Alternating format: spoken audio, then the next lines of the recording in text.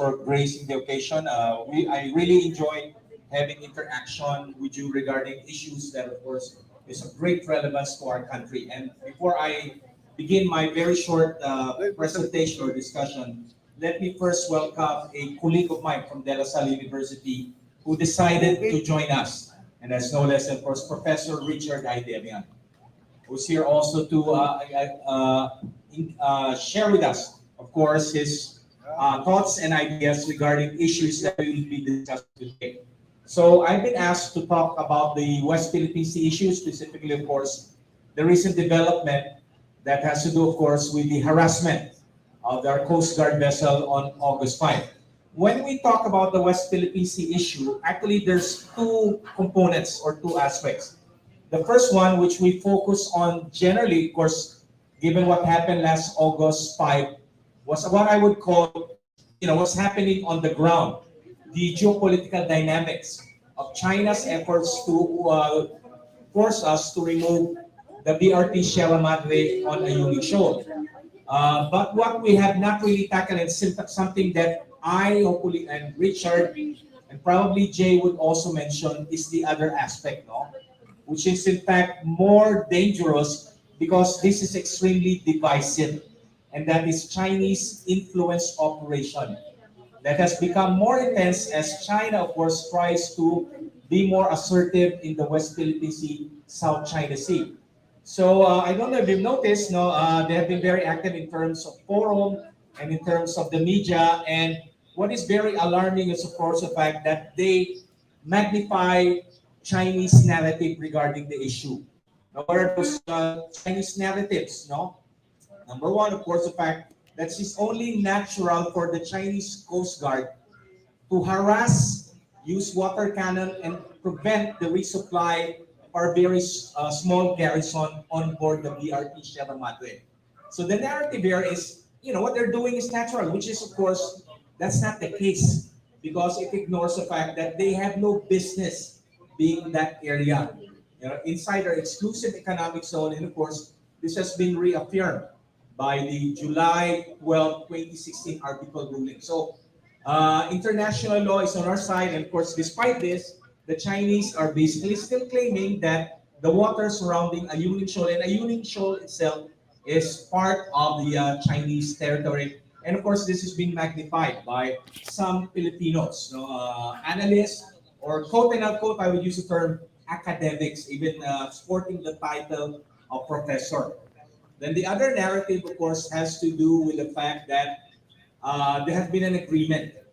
Whereas, of course, we have heard from the two sons of President Joseph Estrada, and recently, of course, the former Secretary of National Defense, Secretary Orly Mercado, who basically said, no, there's no agreement whatsoever. Of course, the Chinese has not been able to present any evidence that there's been any deal so far.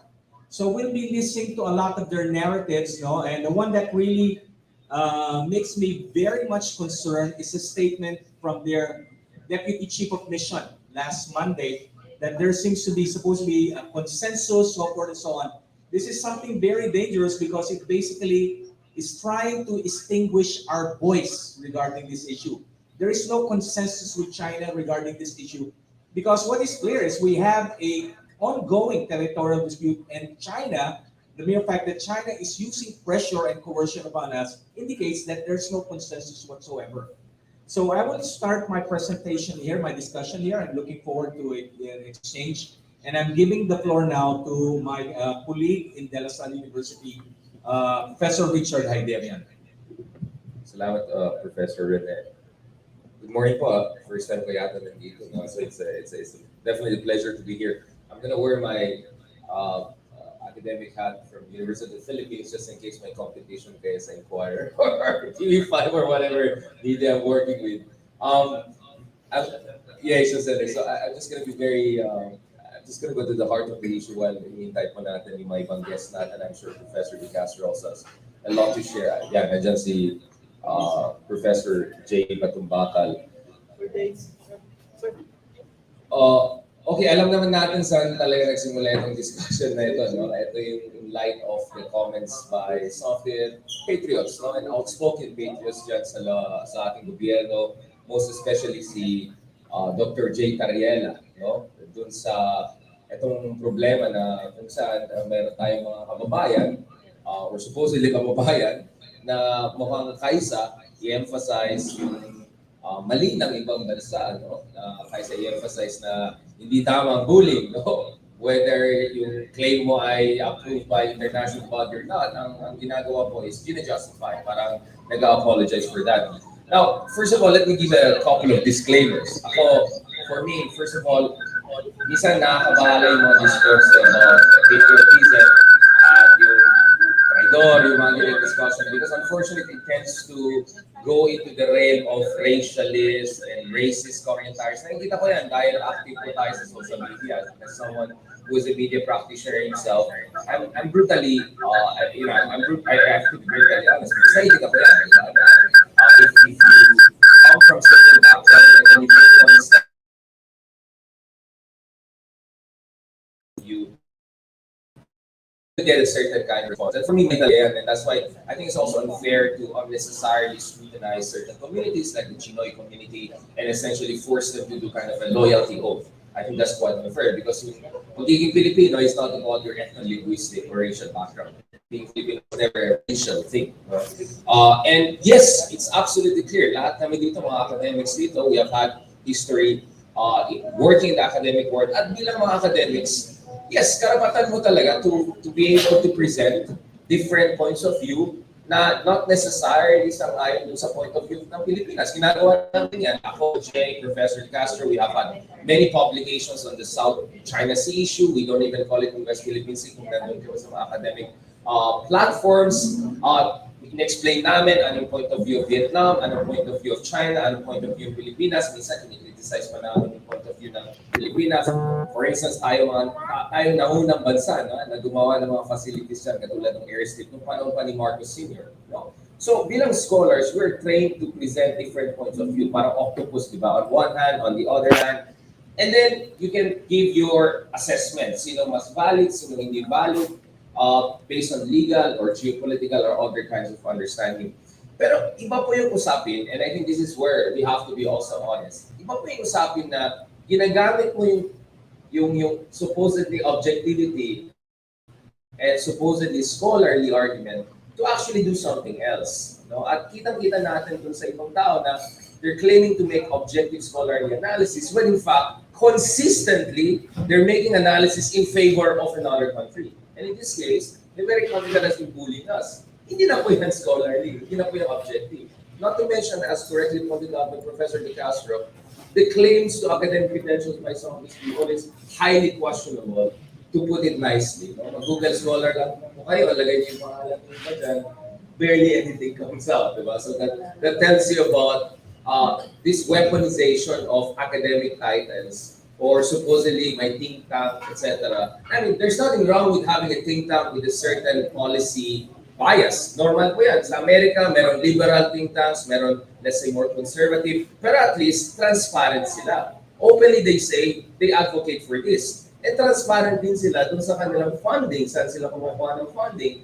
And accordingly, they can be criticized or not. Ang problema po natin is people who claim to be scholars, who claim to be non-partisan, when in fact, tingnan mo yung sinasabi nila over 4 years, 5 years, 6 years, 10 years, consistent sila. And not for the Filipino argument, not for the argument of the Filipino side, but that is West Philippine Sea. And that's where the concept of sharp power comes into the picture.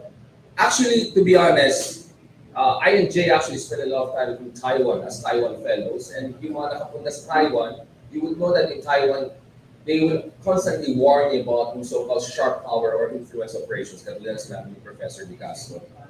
And this is essentially a situation where authoritarian power weaponizes yung mga democratic freedoms sa mga rival or target nations to manipulate public opinion, to undermine their democratic institution, and to sow discord. So ito pa is isang systematic effort. The most notable of that, of course, were accusations by U.S. intelligence agencies na yung Russia po are involved in this information and that they have to the elections in favor of a candidate or two, right? So 2016 pa lang, medyo namulat na tayo. Authoritarian superpowers there who are weaponizing our freedom of expression, weaponizing freedoms within our systems to use it against us.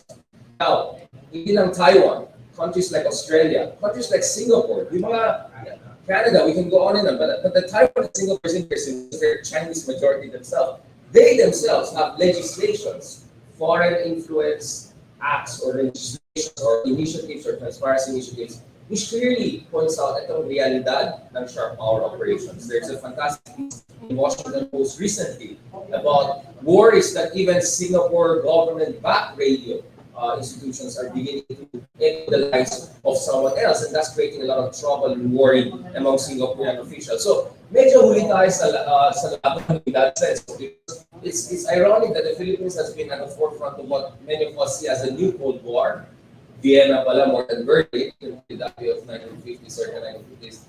But it looks like in terms of public policy discourse, ngayon lang tayo, medyo namulat dito sa katotohanan niyan, which a lot of our neighbors have been openly discussing that. Now, I mentioned Australia, Canada, Taiwan, because these are democratic countries. So just because you say there's influence operations, hindi ibig sabihin, i-restrict mo yung freedom of expression. You can always strike a good balance between democratic freedoms and national security, and we can get best lessons from this kind of countries.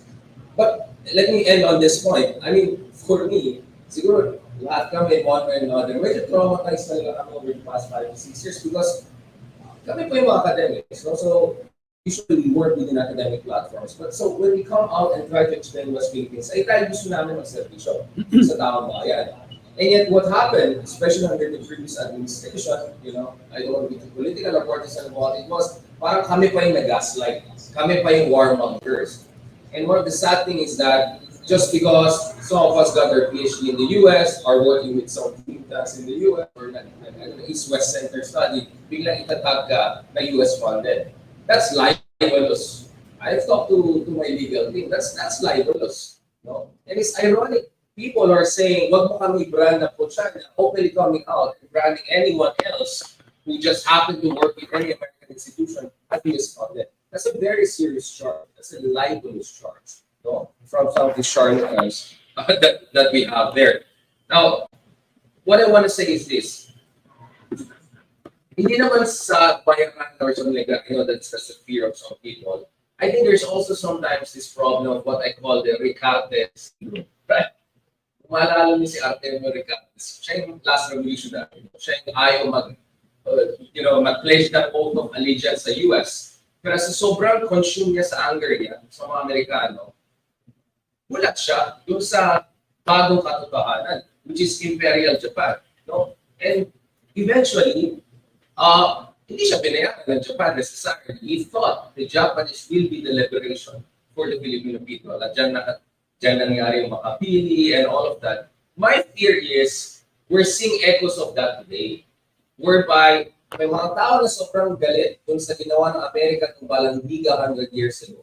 Or yung kakulangan ng Amerika in terms of yung tulong nila sa atin ng panahon ng Panganiban Mischief Creek. No? But that is essentially blinding them to the reality of the bullying and non-Western imperialism na nakita natin sa sarili natin bangunan. So that's why for me, very tragic din ito. Kasi yung iba dyan, kilala ko sila eh. I know them personally. I had a lot of interactions with them. I know these are people who want the Philippines to be more independent, but they're just focusing on the West. And for all the faults of the US, hindi po yung Amerika ang nagbubuli sa atin sa West Philippine Sea. Hindi po ang Amerika nagtatrend na mag-invade ng Taiwan. So I genuinely hope lahat ng dito na taga-UP, we're very aware of the leftist critique of US imperialism and all of that. For whatever legitimacy those arguments they have, it doesn't justify yung nangyari ngayon sa sarili natin sa West Philippine Sea. Mali po yan. And I hope medyo mamulat yung mga iba dyan. Because I'm really sad to see what's going on in these office people who are apologizing, spinning, and justifying bullying of the Filipino people.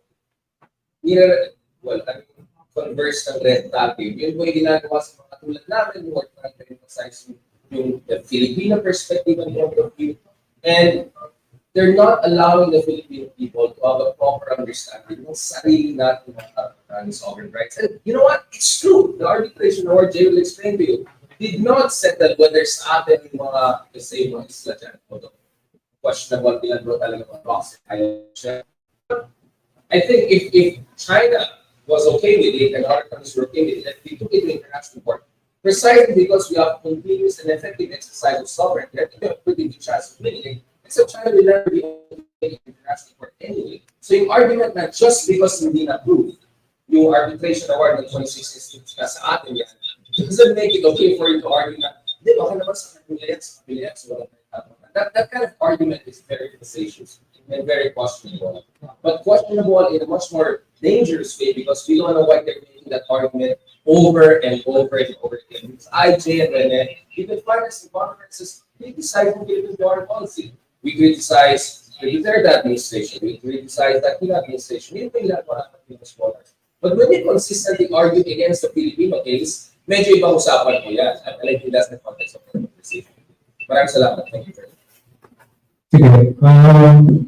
Ang tanong ko tuwing yung current controversy over the West Philippine Sea, bakit paliwanag niyo paano nag-evolve yung 9-dash line ng position ng China? I understand 1948 yata officially dineclare yun and panahon pa ni Chiang Kai-shek. Tapos kailan inano ito ng Beijing? Para lang maliwanagan sila kung ano yung punot dulo ng ano. Yung strategies, nandiyan yan ever since. Pero hindi yan okupado ng kahit kanino. Until mga 1930s, bago mag-Second World War. Noong 1930s, yung France, na kolonya, di ba, colony ng Vietnam, so basis sa Vietnam. Piname niya yung ilang isla dyan, yung mga pinakamalalaking isla, mga 7. Yung ginawa nila yon, umalma ang Japan. Kasi ang Japan, nandun sa ilang isla, ginagamit nila yung guano, mga tile ibon. Kasi yun yung fertilizer, yung pinaka-rich na fertilizer. So, minimili nila yung fertilizer. So, umalma yung Japan. Okay. Nung nagbabat-batan sila, napansin ng China. Bigla na lang ang China sabi, hindi amin yan. Mga isla yan. So, doon nag-upisa itong mag-claim. No?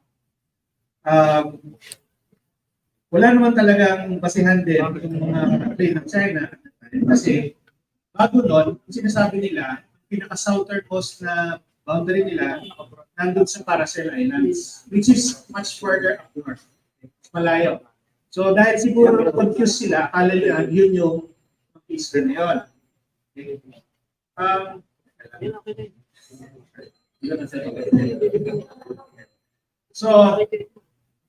So yun yung unang time na nagkaroon ng issue dyan sa East. Dito sa Pilipinas, under the US pa tayo, ang US hindi na kailangan. Kasi, para sa kanya, hindi niya alam kung sino ang may-ari ng Prosperity Island. Kasi wala kasing pumapansin doon from that time, during that time. Pero mga ilang Pilipino, katulad ni Senator Isabela de los Reyes, nagsabi na hindi, sa Pilipinas dapat yan. Dahil malapit sa Pilipinas yan. Pero hindi nag-agree yung US. Kaya neutral ever since yung position ng US. Kasi aliado niya yung Vietnam. Maganda yung, at the time, medyo maganda yung relationship nila with Japan. At sa China, aliado din bali ng US during that time. This is before the Second World War. Now, nung nagkaroon ng Second World War, kinuha yan ng Japan. Kasi di ba, in-invade nila yung Taiwan, in-invade nila Pilipinas. So, pati yung mga isla na yan, kinuha din nila. Tapos, kinuha nilang probinsya siya sa ilalim ng Taiwan. During the war. Kaya alam naman natin, natalo ang Japan sa gera. They were forced to surrender and sign a peace agreement. So, give up niya yung mga isla na yan. Pero hindi niya sinabi na ibibigay niya kahit kanino doon sa mga previous claimant. So, balik, ang posisyon ng Pilipinas dyan, ibig sabihin, since walang pinagsulian ng isla na yan, open uli siya para sa ibang bansa na i-acquire. So tayo, sa Pilipinas, hindi tayo umaksyon dyan Pero merong mga private citizen based sa Manila na nag-claim ng isla. Na si Morton Meads, isang GI, former GI ng US na nag-set up ng business sa Manila. Siya yung actually nauna na nagsasabi na sa kanya yung isla. Nag-declare siya ng Kingdom of Humanity. At nag-issue siya ng mga stamp dun sa Kingdom of Humanity na yun. Post-war period, mga 1946-47. Naging obvious na ano lang siya, mga conman, scammer. So eventually, inaresto siya. Ang tawag nila doon, mail fraud, which is a US offense. Anyway, so out of the picture si Morton Meads, in the meantime, si Thomas Cloma at saka yung brother niya, si Philemon Cloma, sila yung may-ari ng isang malaking fishing fleet race sa Bohol. Sila rin yung nagtayo ng unang nautical school, yung school para sa mga seaman. Diyan sila nangingisda sa Strathclyde. Tayo actually yung mas nauna siguro ng isda sa area na malaki yan. Kasi we had Thomas Cloma in street yung base there. So nag-decide si Thomas Cloma noong 1956 na ang kinili itong mga isda para sa sarili niya. Pinili niya na sarili niyang lugar, teritoryo. In fact, parang ang ginawa niya, parang siyang mangkin ng lupa sa public domain. Nag-issue pa siya ng notice to the whole world yung ginawa niya. Hindi niya yun inangkin in the name of the Philippines. Inangkin niya yun para sa sarili lang niya. At siya pa nga yung head of state daw. Dahil doon hindi siya pinansin naman ng Pilipinas, ng government of Philippines. In fact, ang pumansin lang sa kanya ay yung Taiwan. Yung Taiwan, nagpapunta ng dalawang barko dun sa Itoaba, kung saan nag-base si Cloma, na yun yung center ng kanyang bagong estado, na kaya tinawagan niyang Freedom Land. At pinalis siya, parang in-eject siya parang spot. Pinauwi siya. So, simula nun, nagtayo ng garrison ng Taiwan doon sa pinakalaking isla na ito. At tumahimik. Walang gumalaw dyan until mga 1960s, yung Pilipinas nag-decide na angkinin yung mga natitirang isla. Kaya nagtayo tayo sa Pag-asa, sa Lawak, sa Patag. Yan yung mga isla na occupied natin ngayon, mga naturally formed islands. Kinuha natin. So yun yung pinakamalaking isla dyan sa Strathclyde, maliban sa Itoaba at sa Strathclyde Island mismo. Okay. Malipas ang ilang pang taon, dineclare ng Pilipinas na sa kanya yung mga yun. Kasi nga, nandun tayo for several years, na wala naman daw nangahas na palisin tayo. Nandun din yung Taiwan, pero hindi naman nag-re-interact. Napilitan ng Pilipinas na gawin yun, i-announce yun, kasi at one point, may isang barko na lulan si Ramon Mitra, dating speaker. This is mga late 1960s or early 70s. Nung napalapit kasi sila dun sa Itoaba, pinaputukan sila. So dahil doon, umaksyon na yung Pilipinas. So since that time, yung ibang bansa, nagsimula din mag-occupy ng makita nila. So sumunod yung Vietnam, in Malaysia. At the time, South Vietnam pa. Then sumunod yung Malaysia. And then lastly, yung China. Yung China, wala nang inabutang isla. Kaya mga bahura na lang ang tinayuan niya. Now, so yun yung pinagsimulan niya. Bakit piniklaim ng China yan? Kasi noong 1947, matapos ng gera, nagtuloy yung civil war sa China. Nahati sila between the communists at the Kuomintang. Yung Kuomintang natalo ng communist, na-take over ng communist yung mainland China, tapos yung Kuomintang party nag-retreat sa Taiwan. Dahil doon sa civil war na yun, parang isa sa mga malalaking issue, siyempre, pag mayroon kang civil war, ano ba yung China? Ano yung, kumbaga, para sa mga tao, ano yung imahinasyon ng China? How do you imagine China? So yung mga taga-Kuomintang nag-issue ng mapa na drawing ulit ng China, tapos this time, dahil napansin na nila yung mga isla dyan sa Strathclyde, doon sila nag-drawing original na dash line map. 1947, Pero ang linya, 11. So it's actually an 11 dash line map at the time. Pero dahil 1947 ito, wala pang conclusive nito, wala pang usapan tungkol sa karagatan at the time. Malinaw na ang kiniklaim lang niya ay yung mga isla. Okay? Sinasabi niya sa kanya dahil wala naman siya talagang practical na basis para doon, maliban sa nangingisda paminsan-minsan yung mga Chinese fishermen doon sa lugar. Nangingisda din naman tayo sa lugar. Noong time na yon, ang hindi nila in-explain talaga ano yung kiniklaim nila. No? At dahil na dun sa panahon na yun, ang pwede mo lang i-claim mga isla, in-assume na lang na ibang bansa na isla lang yung kiniklaim nila, hindi yung mga katubigan sa paligid nila. And that was the same case until mga 1970s, yung 11 dash line na yon, binawasan nila ng dalawa. Okay? Binura nila yung dalawang linya na malapit sa Vietnam. Ito yung sa Gulf of Tonkin. Bakit nila ginawa yun? Kasi, maalala nyo, sinuportahan ng China yung revolution sa Vietnam, yung communist revolution sa Vietnam. Sila yung nagpondo, nagbigay ng armas, etc.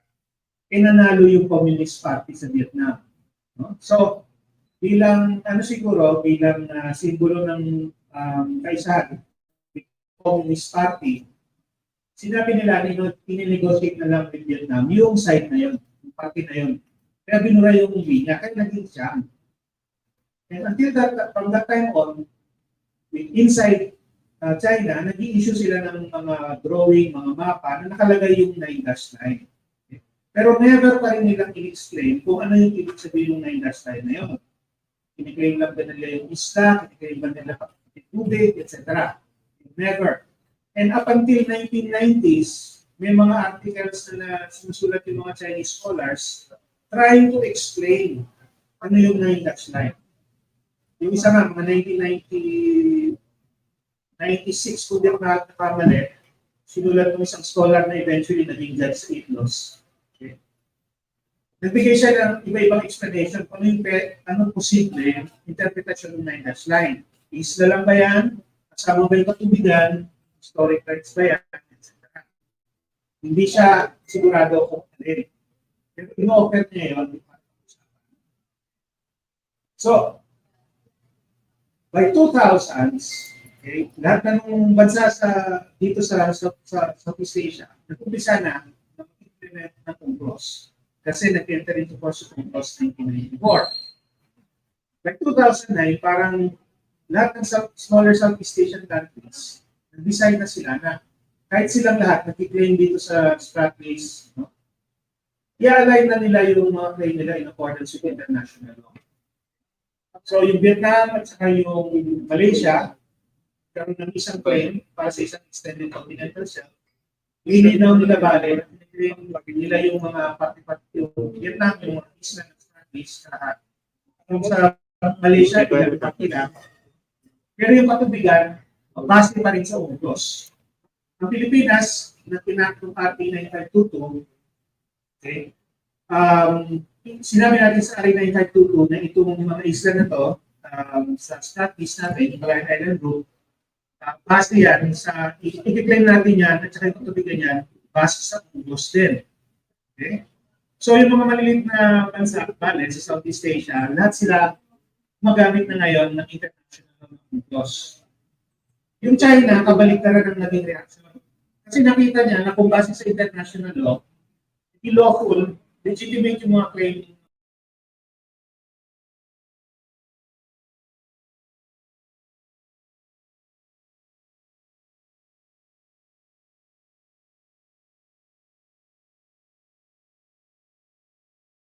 Hold down siya, ibig sabihin na lalo lang siya ng matigas, lahat daw sa China si halos, ay sa kanya by historic right, historic facts or historic waters.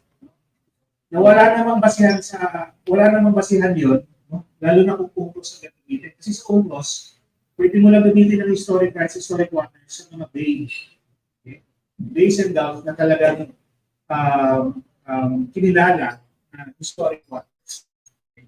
Okay? Yung South China Sea never yan kinilala ng historic waters ng China. Kahit yung pangalan niya is South China Sea, hindi nung ibig sabihin na pag-aari siya ng China.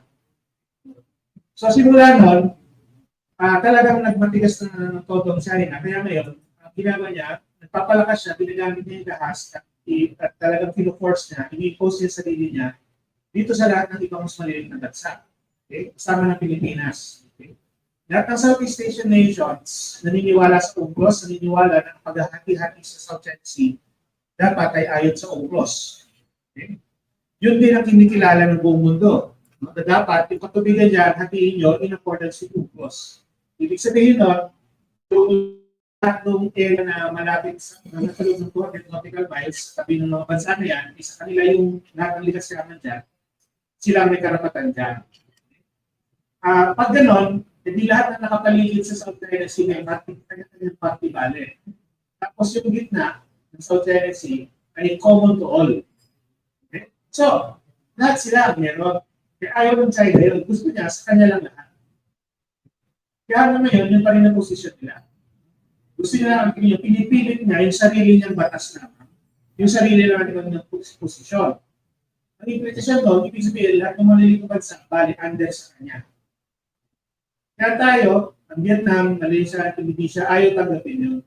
So kanya-kanya rin tayo yung galaw upang panindigan yung ating posisyon na dapat ang pagkakati-hati bali sa South China Sea ay ayon sa international law, ayon sa UNCLOS, dahil pag yun ang ginagamit natin, ibig sabihin sa atin yung kanya-kanyang parte.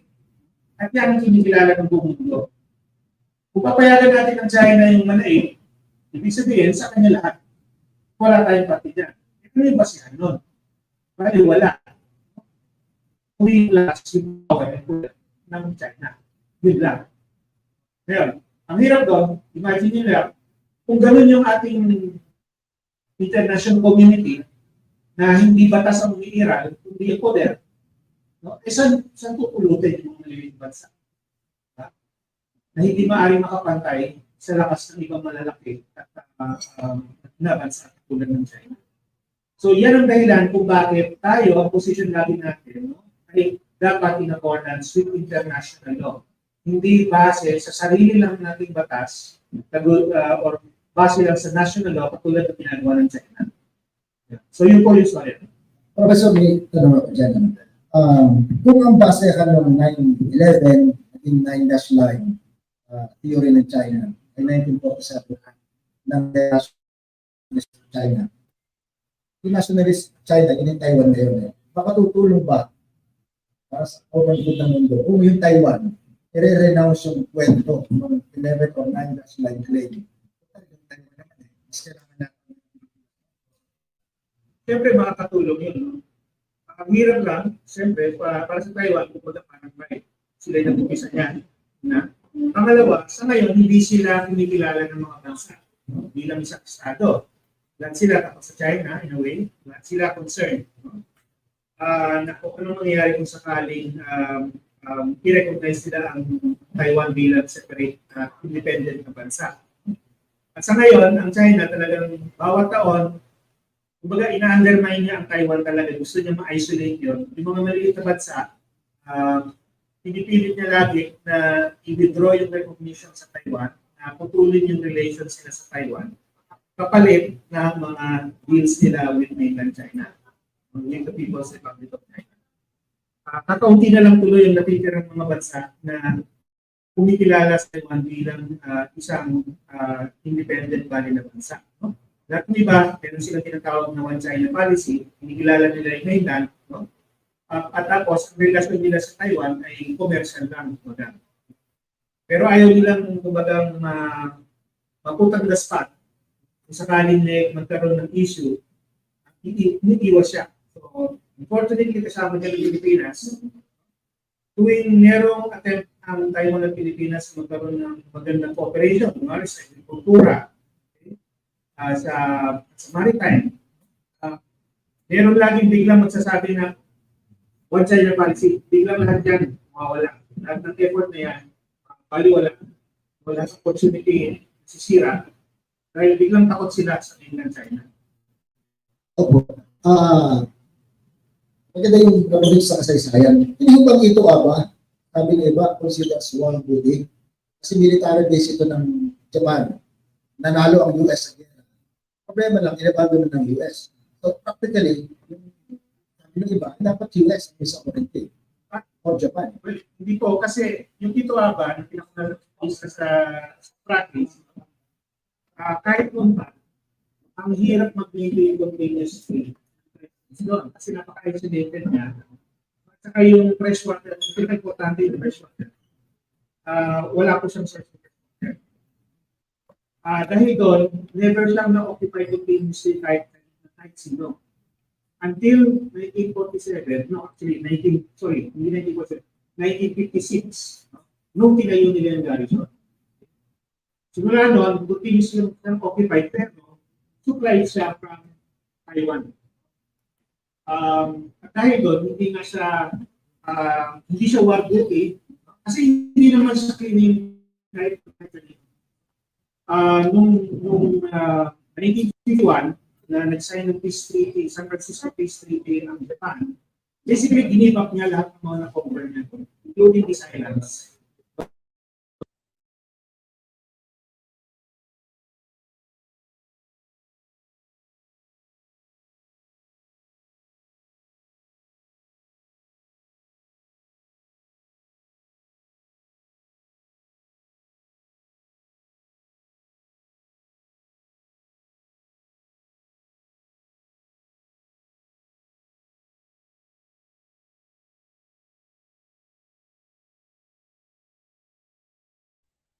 Hindi nag-claim ng gano'n.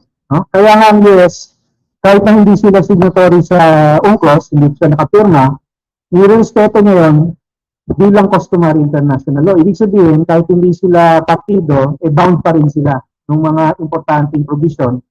Particular na yung mga provision tungkol sa maritime zone. Kinikilala ng US yon. Kasi nga, tama ka. I mean, kung sasabihin natin na yung South China Sea ay pag-aari ng China, edi kanino yung Indian Ocean? Di ba? Kanino yung Atlantic Ocean? Sino yung nakaunang nagpangalan dyan? Meron tayong, baka hindi nyo alam, meron tayong Philippine Sea. Yung hanggang Japan, no? Philippine Sea, sa atin yan, di ba? Kaya hindi tama yung kumbaga, arbitrary na claim, no? Kaya nga nagkaroon ng UNCLOS, no, na pinomote din ng US at the time, para nga mapigilan yung mga ganong excessive and outrageous claim na wala naman talagang basihan. Okay, may tanong po ako dyan. Ayaw, dadagdag lang ako sa sinabi ni Jay. Isang complicated issue na nilabas mo yung Taiwan. Tanda mo, may dalawang partido sa Taiwan, no? Nung time na nilabas yung Taiwan yung 11-line, Taiwan has been ruled by the Gumindang. So, talagang very close sa kanila yung issue ng 9-9 at lalo na nagtayo tayo ng case ng 2013. Ang panahon na yan, ang Taiwan under the administration ng Gumintang. So medyo nainis na si President sa Pilipinas, nagkaroon na tayo ng issue na may napatay yung Philippine Coast Guard noon, tapos nangyari tayo ng case. So talagang pinahiwatig ng Taiwan under the Gumintang na talagang meron silang state. Kaya ngayon nagbago yung Democratic People's Party, DPP, sabi nila, hindi namin issue kasi hindi ko China, Taiwan na kami. So ngayon, medyo cool ngayon ang Taiwan regarding dito sa 9-9 claim. No? Medyo ayaw naman nila maglakas para hindi naman kasi domestic politics din dito, pero hindi sila ganun ka-init sa issue ngayon. If they will have it their way, na pag dininounce ng Taiwan na part na siya ng China o talagang kumbaga, we would support yung arbitral ruling. Pero ibang issue na yan. Ayun lang talaga yung complicated issue pag pinasok pa natin yung Taiwan. Okay. Professor Heydarian, how ridiculous ba talaga yung claim ng China na kanila yung karagatan sa pagitan ng kanilang mainland at saka outlying islands? I mean, kung gano'n yung Atlantic Ocean, dahil may French overseas territory, puputulid ng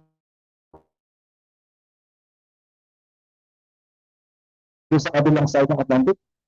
Yeah, I mean, first of all, actually, nakausap po natin, I had a chance to have interaction with both President Ma In-ju and President Tsai Ing-wen over the past 6-7 years. And yung isa, sobrang adamant, this is Ma In-ju actually, yung kanilang waters extend all the way almost towards our contiguous zone. Ito isang tao na may PhD seen UNCLOS from Harvard Law School, right? Obviously questionable yung kanyang claim at yung actually yung time ni mind you, pinadala pa yung mga foreign observers para ipakita na yung ito ay isang self-sustaining island, therefore it can project its own 200 nautical exclusive economic zone. Kaya galit na galit sila sa arbitration award natin. Sa ilalim ng DPP, yung more progressive party nila si Saingwen, they rather just tiptoe around it. So hindi sila kasi aggressively mind you, but they tiptoe around that.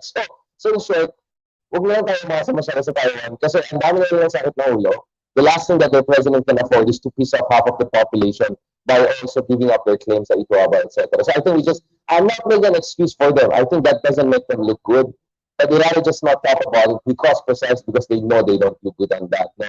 Nevertheless, that shouldn't stop us from engaging with Taiwan without violating the One China policy. And some are saying, maybe kung tuloy-tuloy itong bullying sa atin sa West Philippine Sea, baka we can tell the Chinese, maybe we can revisit the One China policy as much as we can also revisit how much EDCA could be relevant to the situation in Taiwan. No? So na-appreciate ko po yung intervention in terms of Taiwan. Now, the other thing is this. Alam naman natin yung kalakaran dyan eh.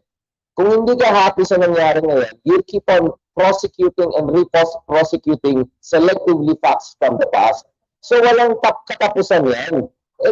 Abutin natin ng Asian times yan kung we want to keep on making that kind of arguments. Diba? And nakita natin in the case of Ukraine, it was precisely these ridiculous arguments about Ukraine was part of Russia at some point and all of that to just kanilang invasion. No? Although I always wonder why is Russia not invading Baltic states which were part of Russia, Tsarist Russia. Well, of course, we know why, because they're part of NATO. That's why it matters for you to have an ally. Kaya yung mga maliit na bansa katulad ng Estonia, nakapunta tayo dyan last year, hindi sila takot na sugurin sila ng Russia, even though sila parte ng Russian Tsarist Empire not long ago, no? Because they're part of NATO. So that's the problem. Pag itong mga rising powers, once they sense weakness, they will come up with any mumbo jumbo, just like how Russia tried to come up with any mumbo jumbo justify yung kanilang invasion of Ukraine. Kaya nakapataka na meron tayong mga kaibigan dyan na supposedly nationalists, supposedly academics, at puro yung sinasabi lang parate, yung position ng China, di ba? So, obviously, you can go on and question everything. I even heard yung mga nagsasabi, tayo yung bully ng 1970s. Well, wala pang on-class kasi noon. So talagang scramble. At si Batongbacal, Professor Batongbacal, had a very interesting research which showed that ang US po ay kaya nga naging strategic ambiguity because takot sila na madamay sila kung sa ginagawa natin aggressiveness noong 1970s. But then again, this is pre-on-class era. And may on-class na tayo. Yung arbitration award in consonance with on-class.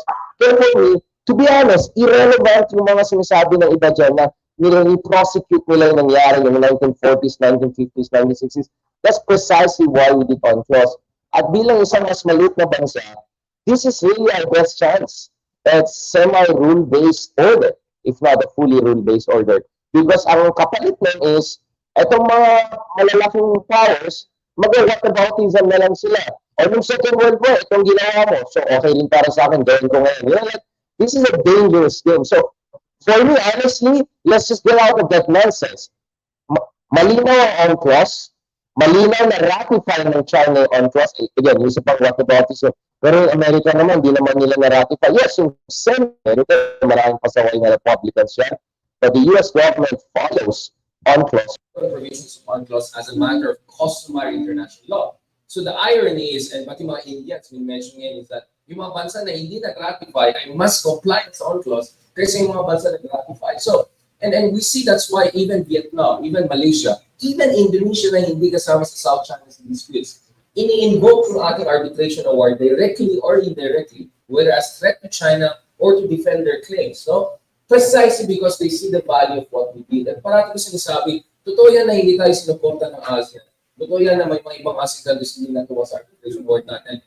But magpasalamat sila sa atin, binigyan natin sila ng bargaining chip, binigyan natin sila ng fighting chance. That's why the weirdest thing is, pupunta ka sa Kuala Lumpur or punta ka sa Jakarta, tuwan-tuwa sila sa arbitration award natin. Dito mismo sa Pilipinas, may maririnig tayo, including the former president, na pinupupo, no? Dinadown yung sarili natin arbitration award. Only in the Philippines talaga. It's more fun talaga in the Philippines. Kaya gusto ko talaga yung slogan na yan. Kasi sa Pilipinas, walang makita yung ganitong situation na pag You prosecute the Philippine case, ikaw pa yung warmonger. Ikaw pa yung masama. I mean, this is ridiculous. This is unacceptable. And for me, kaya I really don't want to go into the historical debates because you can always find some mumbo-jumbo twisted spinning. Kaya nga may batas tayo, kaya nga may control tayo, kaya nga may ruling tayo. Kaya nga nagpapasalamat yung mga kapitbahay natin sa atin. Kaya the last thing we should do is to prosecute the case from the other side who is not also complying with UNCLOS and modern prevailing international law. And last point po, hindi po totoo na walang saysay yung arbitration award natin. This is the biggest lie. Since lumabas yung arbitration award, hindi na gumagamit ng China yung 9-9 claim. In fact, gumawa sila ng isa pang Forsha, I don't know, something like Panda stuff, na pinagtawanan na lang ng lahat ng experts. No, hindi, tanggap naman namin, hindi naman island isa, pero when we put them together, like, so actually it worked in the sense that China is not using 4-9. It also worked, katulad ng sinasabi ni Justice Carpio among others, na meron ng legal basis ng Amerika to do more civil navigation operations. At yung mga ibang bansa, India, Japan, Europe, even though hindi nila sinasabi ng freedom of navigation operations, kahit hindi sila pumapasok sa loob ng 12 nautical miles sa mga Chinese fake islands, they're still moving in the area to show na hindi lang Amerika, hindi lang Europe, hindi lang tayo. So, hindi po totoo na hindi gumana yung arbitration award. It gave us leverage. Ang totoo naman is hindi natin na-maximize itong leverage na yan. And for me, in fairness naman kay President Marcos, I think he recently mentioned that we are talking to Vietnamese friends to potentially do what Indonesia and Vietnam are doing, which is, maritime border delimitation based on prevailing international law. So finally, we're seeing under the current administration some efforts to leverage what was not leveraged for whatever reason that we have right now. And sana naman, itong issue ng West Philippine Sea, huwag natin gawing partisan issue. This is not the issue of whether si Digong ang binoto mo, whether si Lenny binoto mo, whether... Hindi dapat sana. Kaya nga Pilipino tayong lahat, whatever ethno-linguistic. I really find it weird na yung iba, they make it a partisan issue. Not just because Aquino administration was behind the arbitration award, they try to dismiss it as a Dilawan thing. That's the dumbest thing you can ever hear. That's not going to help the case of our country. Because you go to Vietnam, you go to China, good luck doing what some people are doing here. Kung punta ka sa China and you argue the Philippine case in China, tignan natin magtatagal ng section of the journalism, right? So that's what I'm saying. There's a scramble there. Unity kumbaga kailangan natin, and unity in purpose, but also unity in terms of appreciating yung validity ng ginagawa natin base sa prevailing international law. Hindi yung 1950s, 1940s, ancient era, Admiral Trump, and all of this. Si Colonel Medel makinig po. Good morning. Bigay ko, may binabasa po kayong audio ko, binapractice ko sa akin. Ano po ba yan? May subukan marunong ako magbasa. It's about the quotation and the quotation English. It's about the issue. But I'm not at liberty to discuss to reveal today. We just know it later.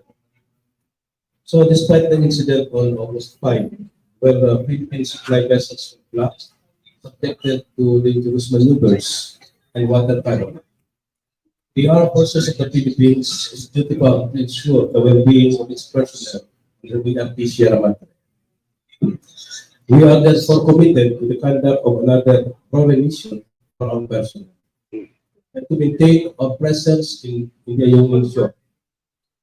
This exercise of our sovereign rights and jurisdiction is a testament to the firm belief in the rules-based international order that underpins regional peace and stability.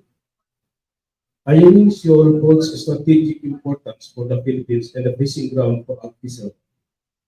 Beyond its practical purpose, the remission to the shoal is a clear demonstration of our resolve to stand up against threats and coercion and a commitment in upholding the rule of law. As we continue to pursue this humanitarian undertaking and defend our rights over our maritime zones, we also affirm our support for the peaceful settlement of disputes. We therefore call on all relevant parties to abide by their obligations under international law, respect the Philippines' sovereign rights, and jurisdiction of its maritime zones. Let me add also that I have a special message to the China Coast Guard for them to behave. They should not do any action that will endanger. For all the consequences that their singular act will do, be blamed to them and to the authorities about them. So they should behave. Thank you.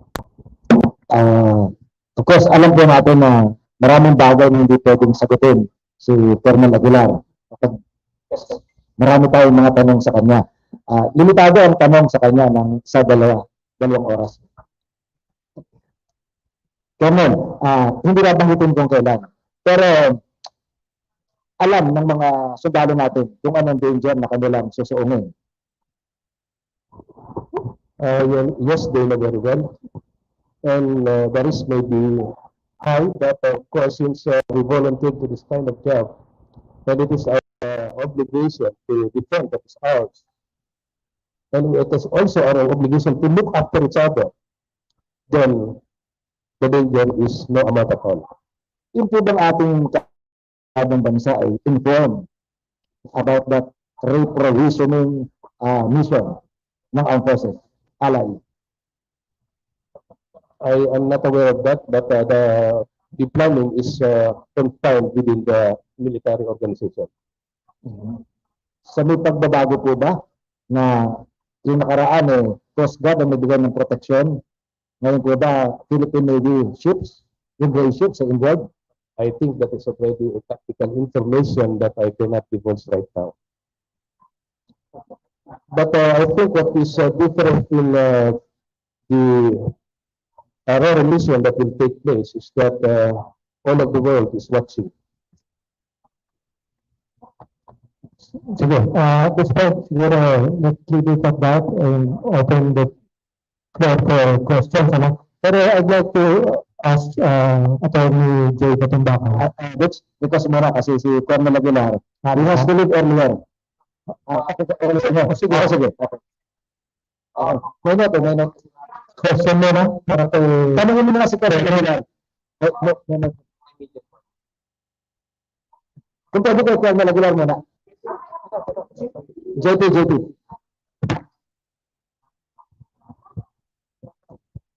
Hi sir, I'm JP from GMA Integrated News. Good morning din po sir sa inyo lahat. Colonel, sabi po ng DFA kahapon,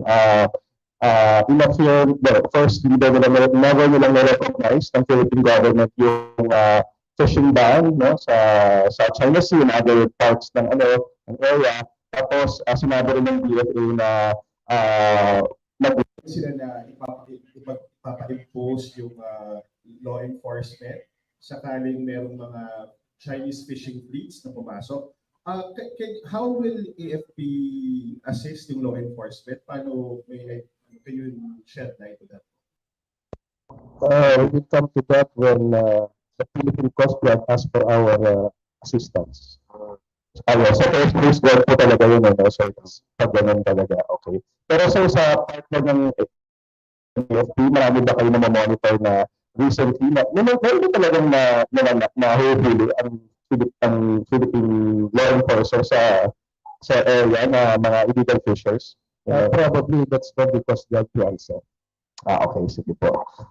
Last na lang siguro sir, if you know, ano pong masasabi nyo ng AFP sa pag-delegate asal ng Pangulo sa kay Ambassador Locsin bilang special envoy? How does AFP feel about that or see that? Do you see that as something na parang magiging helpful po? I'm sorry, but I think that information is beyond my competency to answer. Okay. Mami from Philippine Star. Hi sir, Justine Ponsalang from TV5. Last week, few days ago, nagkaroon po ng rally karapatan sa may AFP. They're saying that there are bombings that's going on in the provinces Negros, Mindoro, ang sasabi po nila na apektuhan na rin ang kabuhayan ng mga farmers doon. Can you just get your statement regarding this? Sinasabi po nila. They should go to court instead of doing rallies which is giving them Nothing at all. Yung by distraction ng leftist organization sa problema ng Pilipinas sa West Philippine Sea, propaganda. So, distract kayo ng leftist organization para mawala ang focus sa West Philippine Sea. I'm not sure, but I also heard some of them protesting against China. Yes, some of them. Even a congresswoman who also admonished China for what it's called cost guard. Ay, Ted po, GMA News Online. Sir, nabanggit niyo na rin last week, tapos ngayon, China Coast Guard should behave. Pa-sponsor, anong klaseng pagbe-behave ba dapat doon? They not interfere in our religion.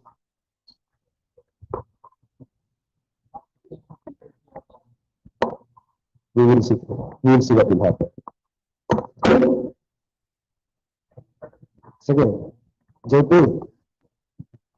Sir, meron po ba have there been any communication with your counterparts sa US forces na willing silang mag-escort sa resupply mission if ever? Kasi sinasuggest po ng ilang legislators na katulad ni Senator Tulfo kung pwedeng mag-escort ang Amerika sa mga vessel natin kapag nag-resupply mission. Meron po bang gano'n?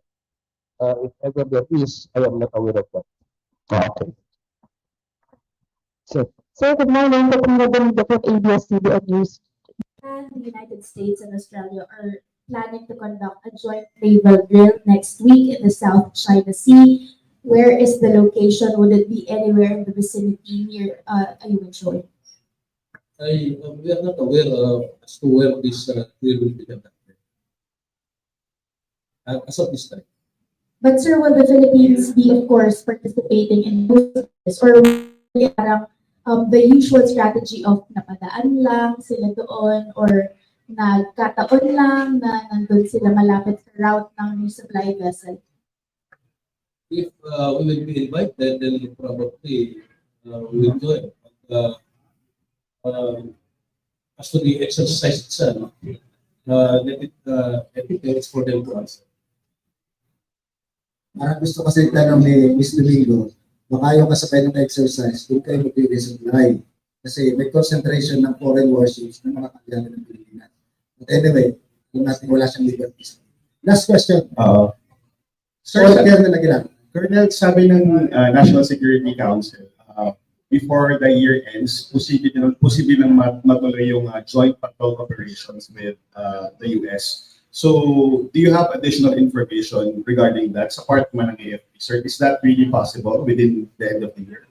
We'll come to know additional information if the directive orders is handed out. Pero may mga pinapolish pa ba kayo sa part ng AFP? May mga inaayos pa ba? Inaayos issues? Kaya hindi pa ma-finalize. It's not for us to discuss, it's for the higher authority. What will necessitate the court and directives from higher authorities. So, if after we receive that, then we plan out how to execute it. Thank you po. Awat ko na isang tanong bago kailangan na rin. Binago ang taktika na yun. Dati, hindi ina-announce na may resupply. Nagduda pa na baka may nagtitip sa China. Ngayon, baliktad. Nagduda bago yung resupply. Why change naman? Probably, I think known to everybody that we have not completed last revision. We only supplied half of it. So therefore, it's common sense that the supply operation will take place soon. Okay. Yung statement nyo, Colonel, can that be made available to media? Yes, I will ask our public affairs officer to distribute. Okay. Sige, alis na ba si Colonel? May question ba? Okay na. In that case, siguro, we'd like to thank Colonel Aguilar for coming over. Tapos, let's focus now on yung specific issue na tinanong natin kay Atty. Batongbacal, which is yung security implications ng reclamation na ginagawa ng Chinese construction firm sa Pilipinas. Manila Bay reclamation. Lalo na, di ba yung US umangal na sa involvement ng Chinese construction something. Actually, bago pa mag-pandemic, na-involved na ako dun sa campaign ng ilang government organizations laban dyan sa reclamation plans na sa Manila Bay. At maraming dahilan, hindi lang yung security. Nandyan na yung negative environmental impact niya, at yung negative social impact. Ngayon, dito sa issue ng Chinese vessels, yung construction company na trata dyan, gumagamit ng mga dredgers. Yung dredgers na yon, ginagawa niya, hinihigop niya yung ilalim ng Manila Bay at tinatampak nila hanggang sa lumabas siya ng tubig. Una, yung kumpanya na yon, dahil ang nasabi ng US, sanction yan, blacklisted yan. Dahil may mga shady deals, blacklisted due to corruption issues sa mga ibang kontrata sa ibang bansa. Pero yung pinaka-importante, yan din yung gumawa ng mga artificial island doon sa Calayan Island Group. So, parang nakakatawa naman tayo na kung sino yung gumawa ng napakalaking challenge sa atin na tumulong sa pag-aagaw sa mga lugar natin, binabayaran pa natin ngayon, bibigyan pa natin ng pagkakita ngayon dahil sila yung kinontrata para gumawa ng itong mga reclamation projects ng Manila Bay. Sinira na nga nila yung marine environment dun sa malayo, Calayan Island Group. Sisirain pa nila ngayon yung marine environment dito sa malapit, Manila Bay. Na isang makasaysayan talagang bay at talagang marami pa rin mga maapektuhan. Kahit sabihin mong very urbanized na yung Manila, maraming parte pa rin ng Manila Bay ay ginagamit ng ating mga mangisda. Dahil dyan sa reclamation na yan, hukay na yun natin, di syempre yung mga accumulated na pollution din sa bay, lalo nilalabas na naman. Tapos, dahil nga yung malaking mga isla na kaplano dyan, parang haharangan niya ngayon yung mga lugar na publiko, katulad sa Ross Boulevard, yung mga area doon. Parang magiging private na mga lupa ngayon, yung nakaharap sa Manila Bay Sunset, itong mga lugar sa loob, katulad ng paligid ng Ross Boulevard, mangyayari dyan, kagaya ng mangyayari sa ibang lugar, na dati bukas sa dagat, pero ngayon, nasa loob na ng Manila. Ito yung area sa paligid ng Intramuros. Yung Intramuros, noong unang panahon, katabi niyang dagat. Ngayon, puro reclaimed area na lahat ng paligid sa Intramuros. Tapos yung mga residential area sa paligid ng Intramuros, mayroong tinatawag na urban blight. Yung hindi na siya kasing ganda ng dati, minsan maraming bumukang slum area tuloy o kaya hindi na-maintain maayos. Kasi nga, kumbaga kung ano yung pondo na pwede sana gamitin para panalitrin maganda yung lugar, imbes na pupunta doon sa mga bagong lugar katulad ng mga recreation area. So yung kumbaga, yung ngayon maganda, sa Meruas Boulevard, potentially papangit yan, magbibigay yan. Tapos, yung mga reclamation area na yun, anong tatayo dyan? Casino, hotel, mga mall, no? Na puro commercial na lugar na sino naman yan? Well, di pa natin alam yun, pero syempre, kung sino yung gumagawa, siya yung may interest na bumili ng lugar at eventually umamin. Yung concern ng US Embassy, particular yan sa kanya kasi una, historical yung area. Pangalawa, kapaligiran siya ngayon, bali ng mga kung sino-sino, no? Mga Chinese casino o kaya mga malls, mga ano pang mga buildings, hindi na tuloy secure yung area niya. So yun yung pinaka-concern ng US Embassy. Pero para sa kalakihan ng mga iba pang taong gumagamit sa Manila Bay, malaki yung concern katulad ng mga isda. Wala na silang mapapangisdaan dyan. Obviously, kasi tatabunan mo. Sa ngayon, yung huli nila bumagsak kasi siyempre dahil sumama yung quality ng tubig, wala silang makuha ngayong mga isda. Yung mga area na mayaman ngayon, kunwari dun sa may Cavite, yung mga fishing areas doon, mga walang talaba, mga mussels, mga tahong, mawawala lahat yan kasi patabunan yan. Yung Kawit Cavite, mawawala yan, hindi siya bumuka kasi kawit, bumuka siya kwadrado. Pag natapos yung reclamation na nakaplano. Okay? So, napakalaking paninira bale dun sa historic character ng Manila Bay. At kung lahat ng reclamation sa paligid ng Manila Bay tutuloy, marireduce yung area niya by mga 10% sa Pinaro. Sabi ng PRA 5% lang, pero baka yan lang yung umpisa. Kung titignan niyo yung parang master plan, mga 10% yan. Pinaka-concern ko, taga Bulacan ako, okay? Yung southern coast ng Bulacan at Pampanga, yun yung northern coast ng Manila Bay. Historically yun, daanan ng tubig ng Central Plains of Luzon. Kaya bahain yun. At yung area na yun, puro mga swamp and marsh. Kaya nga naging fish pond area yan kasi yung madaling i-convert to fish pond. Matagal nang alam na dahil sa mga fish pond, medyo napapabagal na yung flow ng tubig, yung drainage na papabagal ng mga fish pond. Kaya nagbabaha sa mga area ng Kalumpir, Tugonoy, etc. Ngayon, kung matutuloy yung plano nilang reclamation, parang naharangan nila yan ng solid ground, hindi na swamp. So wala pang nakakapagsabi kung anong ibig sabihin nun para dun sa loob ng Bulacan. Pero nakita natin ngayon, this year, biglang record levels yung flooding. Di ba? Last month ba yun, o 2 months ago. Mga lugar na hindi ganun kadalas mabaha, biglang binabaha ngayon. Bilis. Ang nagbago lang, sa tingin ko, ay yung pagtayo ng isang malaking reclamation area doon sa may area yung parang ang liko ng Manila Bay, kung saan nagde-drain yung ilang mga mahalagang ilog sa Bulacan. Yung Marilao River, Kawayan River, Talintik River. Nasa tapat nila itong reclamation ng bagong airport.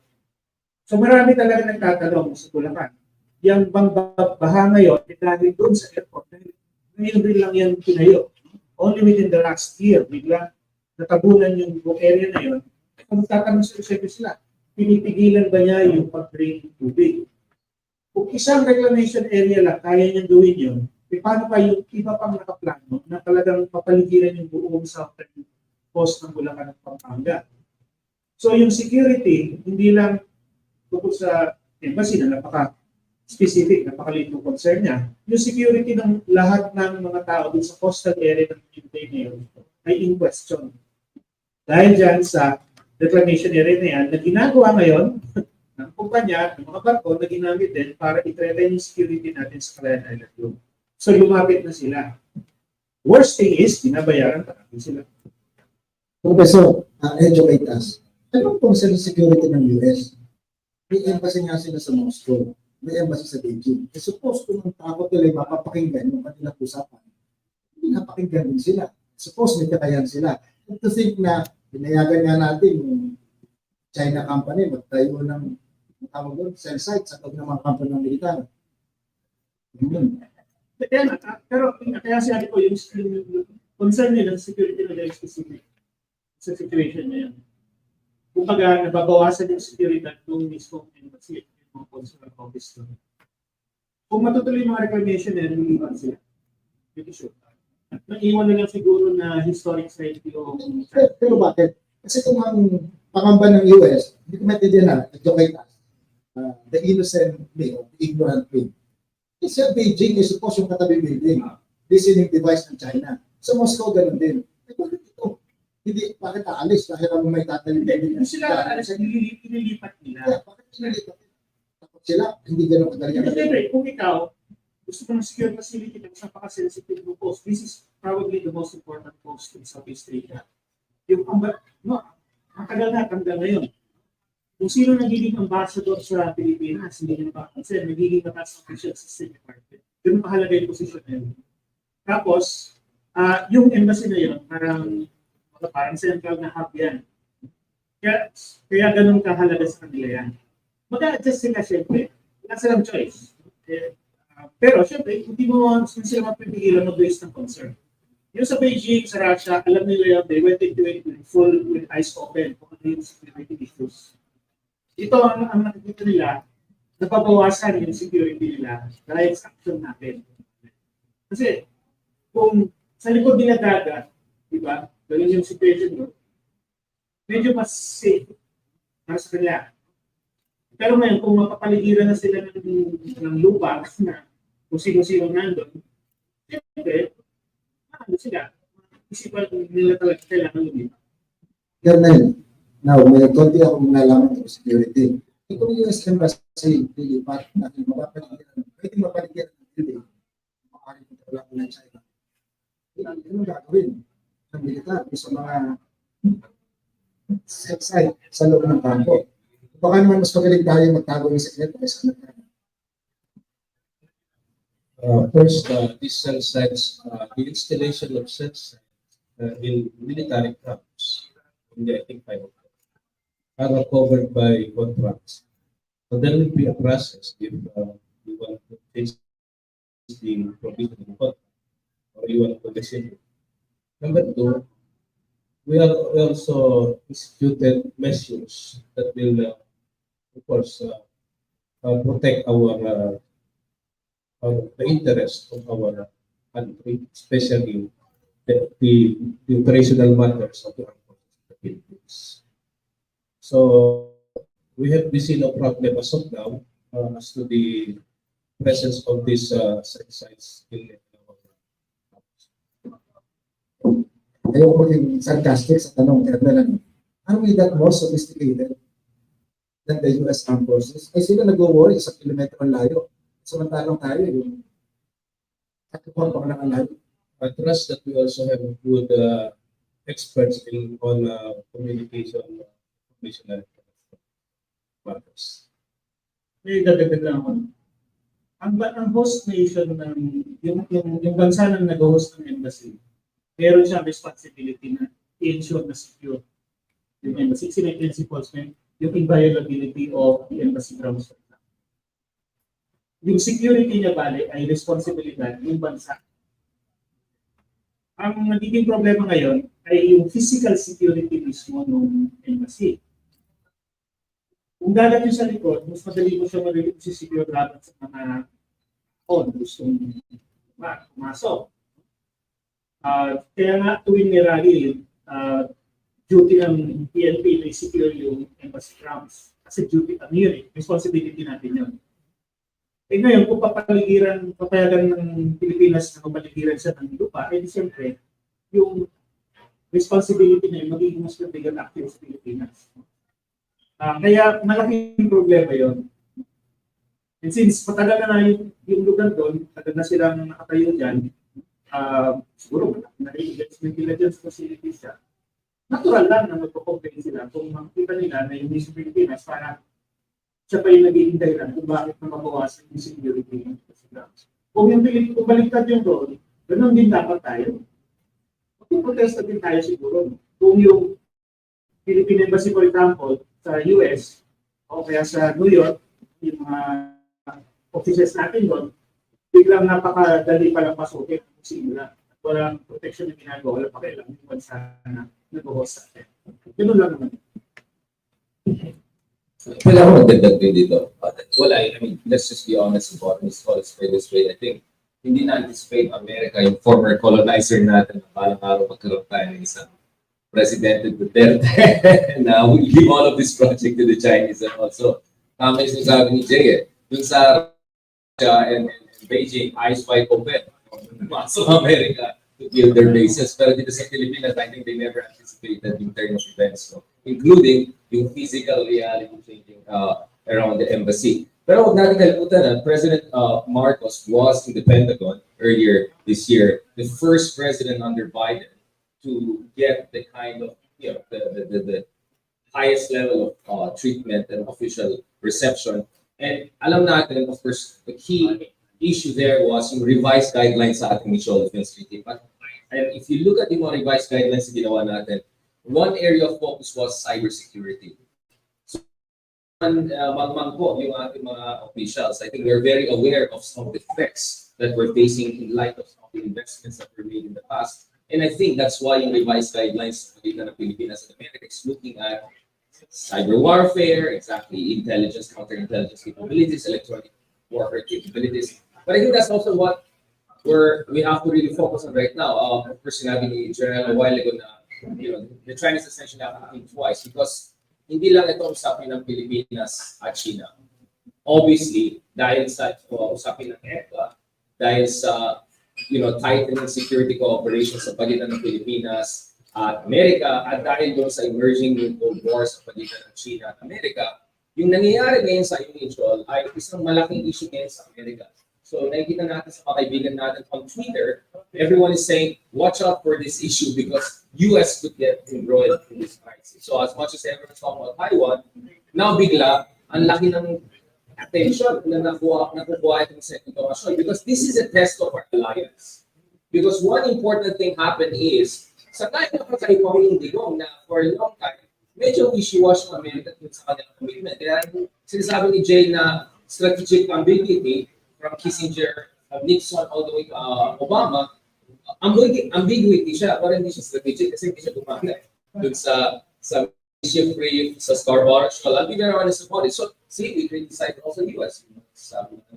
But, since 2019, nung pumunta dito si Pompeo, dalawa sila ni now Special Envoy, then Foreign Secretary, Telegoy Lawson Jr., absolutely clear ang United States na yung mutual defense treaty mag-apply sa South China Sea, hindi lang sa Pacific in a basic sense. At any attack on our aircrafts, on our soldiers, kung sa sundalo natin, sa mga vessels natin sa South China Sea, West Philippine Sea, will automatically be covered by MDT. Now, even more important, a few weeks ago, ang tinignan yung statement ng State Department ng US, sinabi na kasama din ang Philippine Coast Guard. So, any attack on the Philippine Coast Guard, coercive. Now, pwede natin pag-awayan kung may water cannon sa mukha mo, ay coercive or hindi, dahil mga kaibigan tayo nagsabi, okay lang yung water cannon. Gawang kaibigan yan, at gawin natin sa kanila, tignan natin kung sila sa water cannon. Going back to this is a big test because now the US is saying even an attack, coercive attack on Philippine Coast Guard could potentially invoke mutual defense treaty. Ukraine na hindi aliado ng Amerika, binibigyan ng $40 billion na tinutulungan sa Russia. Tayo treaty ally tayo. At hindi lang tayo any treaty ally. Hindi lang tayo importante sa Southeast Asia, importante din tayo sa Northeast Asia because of Taiwan. Mas malapit pang Manila sa Taipei kasi ibang yan. So we are just too important for the United States to leave us to our own devices. And hindi na ito Nixon, hindi na ito Obama.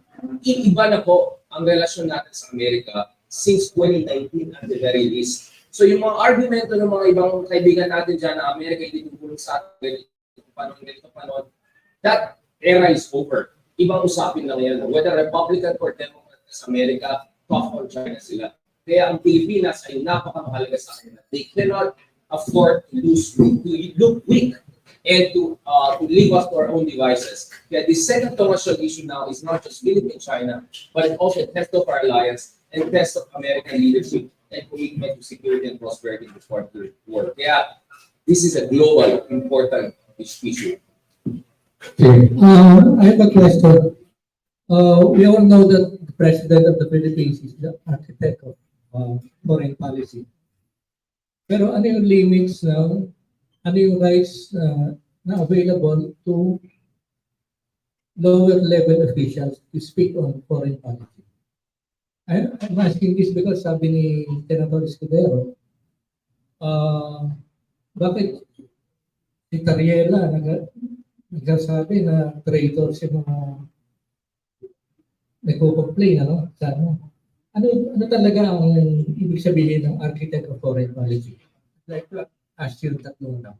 Sa level ho ng president, the president should talk about policy. meaning important decisions. No, for example, issue, let's say, how should we react to China's bullying, no?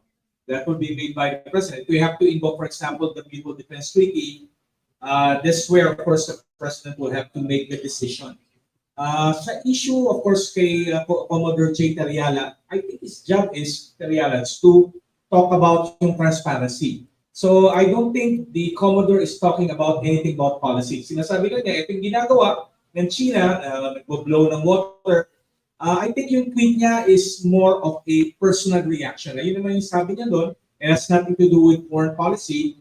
And sinubukan naman siya ng Deputy Director General ng National Security Council, si Jonathan Malaya, which of course meron niya the National Security Council, and of course the NSA is in a way directly connected with the Office of the President. It's part of the Office of the President. So once the NSC makes a position, nasa Office of the President, it's above the pay scale ng even the Department of National Defense and even the Department of Foreign Affairs. Kasi it's directly connected with the Office of the. That's my opinion as a academic, no. How about yung Secretary of Foreign Affairs? Yung Secretary of Foreign Affairs. Yung Secretary of Foreign Affairs, diplomacy, conduct of foreign policy. Again, the Secretary of Foreign Affairs cannot make any decision pertaining to policy.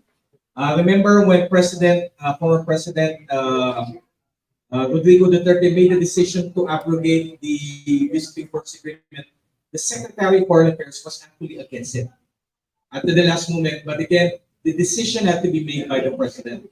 That actually the task of the Secretary of Foreign Affairs is simply to implement. But he cannot make any policy. Ganun din sa Department of the Secretary of the Department of National Defense.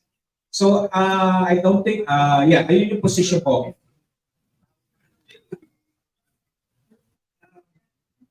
Meron pong tinatawag na alter ego. Okay? Mga secretaries are the alter egos of the president in the various departments. Kasi syempre, under our system government, President is the architect of the foreign policy. Ibig sabihin, siya ultimately yung responsible. Siya yung gagawa ng important and key decision. Siya yung magbibigay ng direction. That's his responsibility as president. Okay? The reality, however, is one person cannot run the entire government on his own. That's why he needs secretaries. Okay?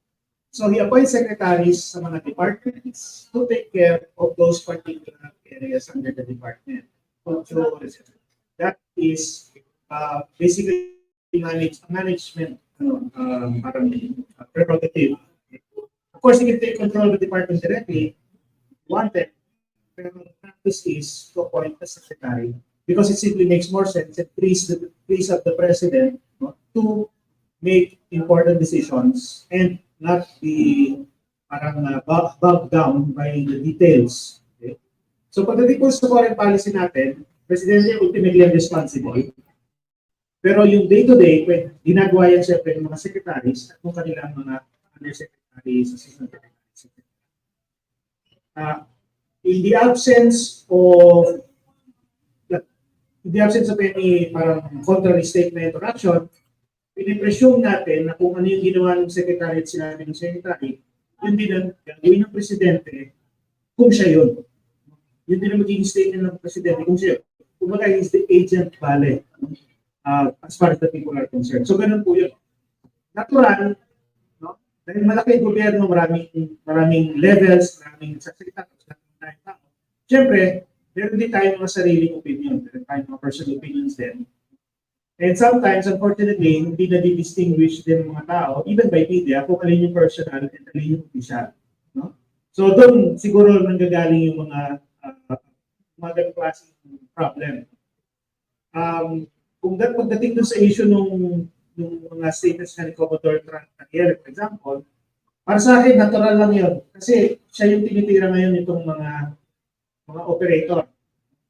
Ako, tagal na ako tinitira niya. Tinitira ko sa cellphone ko kanina, 2018, merong isang black prop against me na pinag isang operator dyan na technically could be considered case for cyber libel. Hindi ko na pinapansin. Okay? Par for the course yan. Pero kami kasi matagal na rin kami dito, yun nga, halang kami sa publiko.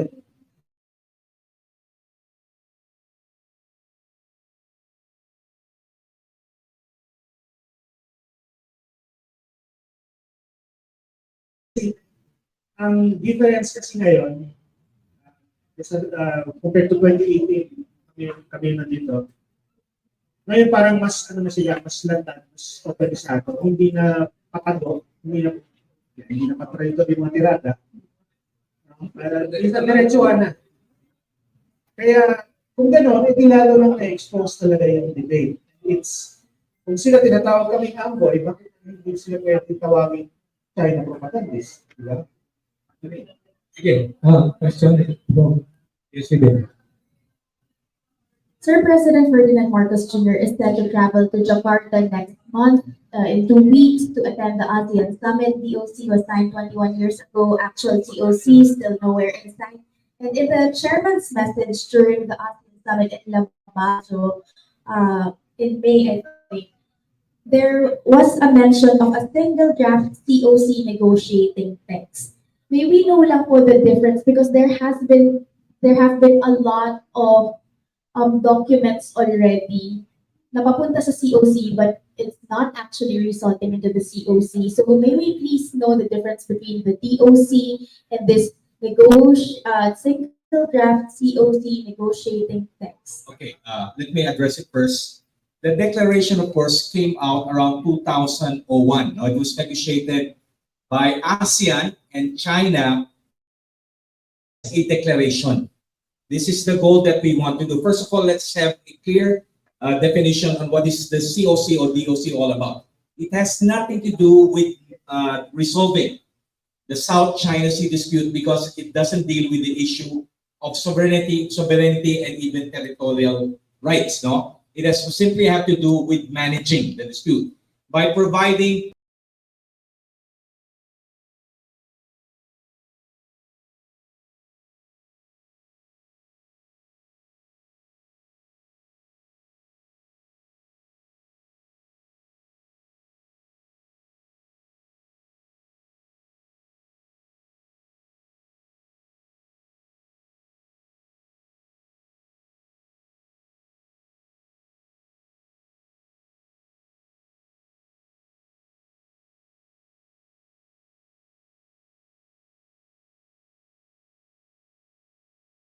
actually the document itself is a wish list.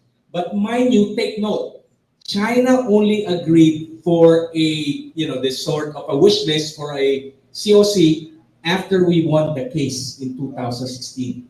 So anyways, China's effort to offer a certain concession after, of course, the arbitral ruling came out in 2016. So this is just simply a wish list.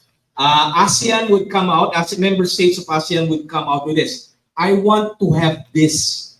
And so other countries would comment, China would have this. Now you ask about why has it been delayed for so long? Now I'll give you a number of reasons. Number one, it's an issue of geographic context. All the ASEAN states wants the whole South China Sea.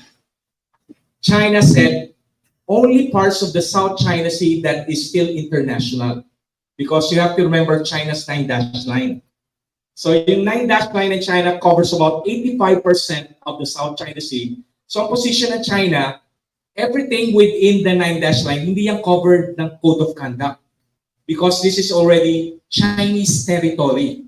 So if we think na mag-stop yung harassment ng Chinese Coast Guard sa resupply natin sa Ayungin Shoal, just in case, hypothetically, there's a miracle that happened na nagkaroon ng Code of Conduct, it will not. Because China considers Ayungin Shoal and the waters within Ayungin Shoal as within China's 9-dash line. So ayan yung issue. So kung matutuloy yung Chinese position, the Code of Conduct would only cover 15% of the South China Sea. Kasi sabi ng China, ayun lang naman yung international waters. The rest, 85%, hindi yan cover ng Code of Conduct because this is Chinese territory. Ayan yung first. Second also is an issue of whether it should be binding or non-binding. The majority of the ASEAN countries said, this should be binding. China, of course, said, voluntary lang dapat yan. If it becomes voluntary, then we go back to the declaration of the Code of Conduct. As isa pa yung, of course, sa wish list. In, I think, 2019, China came out with two very controversial provisions sa wish list. Unang-una, sabi ng China, all military exercises would have to be consulted to the 11, including China.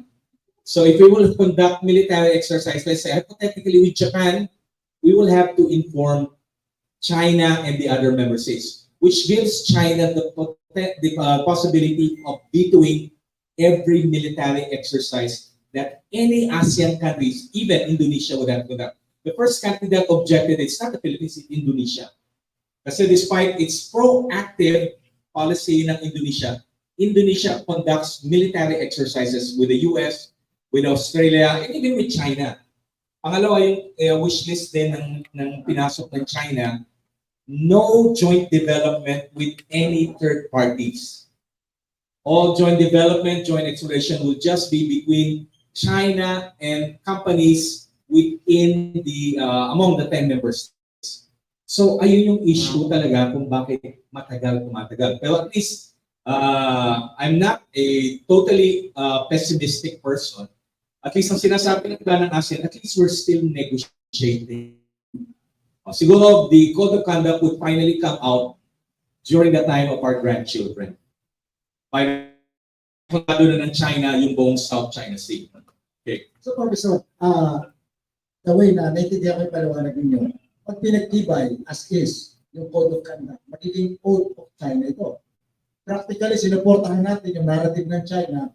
Kung magiging binding, nangako pa tayo, nakikita ng 85% na kanila. Ayun nga yung isa eh. Ay, nakalimutan ko pa ng isang issue, no? Kasi ang position din ng Pilipinas, the Code of Conduct should not just be a political exercise. It should be based on international.